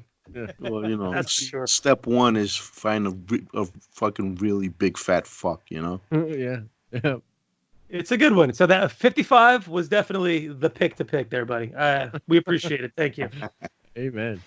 Amen. Glad to see you brought something to the show, Josh. Thank you. Another winner from the Star Wars Kama Sutra. Very nice. Very, very, very nice. Well, folks, it's that time of the show again. Before we sign off, we just want to say thank you for your time. Thank you for your ears. Josh, thanks for showing up finally. Yeah. Yeah. You guys gotta always come on. You guys gotta come on. Do more live streams, man. Everybody loved Papa Don on the live stream. So what's not to love? Look at me. Come on. It's Yeah. it. Yeah, dude. People were into it. So no, you guys all got to come on sometime soon. Again, doing a lot of live streams in 2020. So We Very are down cool. 100%. Very, very cool. Josh, do the fans a favor. yeah, Let them know a little something about the Gray Order Let them know about Den of Nerds. Let them know where they can find you. Let them know all your social media outlets. Yeah. Plug time. Plug. Yeah, check out the Den of Nerds. We've got a Twitter, we got an Instagram, YouTube channel, couple YouTube channels. We just talk about nerdy things, pop culture things. We treat it like sports a little bit with the coverage. The Gray Order is a Star Wars group that we created of people that just want to be positive on Star Wars, but also be able to be critical about Star Wars and not be thought of as a hater, right? You know, with everything that's going on in the fandom right now, it becomes very contentious out there, and there's these sides barking at each other. If you think most of those people are fucking crazy and you want to just talk with normal people about Star Wars that aren't going to get offended or, you know, demean you, that's what the Gray Order is. And a lot of good people, a lot of good content creators in that order. So yeah, that's that. And yeah, look up the Den of Nerds YouTube channel and the Den of Nerds live, where I live stream now 5 days a week in the mornings for sure, and probably more live streams as well. Boys, smarten up the marks. Where they can find you guys at? You can find me at Instagram, Dr._Destroyo, DESTRROYO. On Facebook, Alex Arroyo. On Twitter, Alex Arroyo MD. And you can find me on Instagram, Spiro_A and Darth_Spiridon, Handsome Reaper on Twitter, and handsomereaper@gmail.com. You can find me at Greek God Papadon on Twitter, Greek God Papadon on Instagram, Demetrius Papadon Facebook. Greek God Papadon is my YouTube channel for all my wrestling stuff.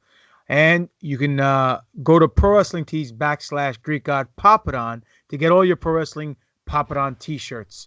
You can find me on the 25th of January wrestling at NYWC Wrestling in Deer Park, Long Island, New York. Tomorrow night, 6:15 on twitch.tv /Conspiracy Horseman. You can catch myself, Stevie Richards, Big Sal Graziano, and Bin Hamin, 4 pro wrestlers talking conspiracy theory. We are the Conspiracy Horsemen. And you can catch the 3 of us, along with Josh when he does decide to show up, when he's not getting his willy wet, at NFO_podcast on Twitter, New Force Order on Instagram, official New Force Order on Facebook. The website, www.newforceorder.com, has all the shows, all the links. We have merchandise. We have a ton of stuff. Come on, check it out. And you can email us at newforceorder@yahoo.com. We can talk shop. You want to talk Who's More Over segment. You want to talk toys. You want to find out real reasons why Josh didn't show up last week. We'll make up stuff. It'll be very entertaining. But most importantly, fans, thank you for giving us your ears and your time, because obviously there's only one thing better than Star Wars, and that is more fucking Star Wars. Absolutely. Ladies and gentlemen, we are the NFO, the New Force Order. We do not go over on Star Wars. We get Star Wars more over. So thank you for joining us. Thank you for being part of the cause. Check out the Den of Nerds. Check out the Gray Order. We're all a bunch of cool guys who like to talk Star Wars. And this has been another exciting, action-packed, fully stacked, and totally jacked edition of the New Force Order. For life. And that's just too sweet. Henceforth, execute Order NFO.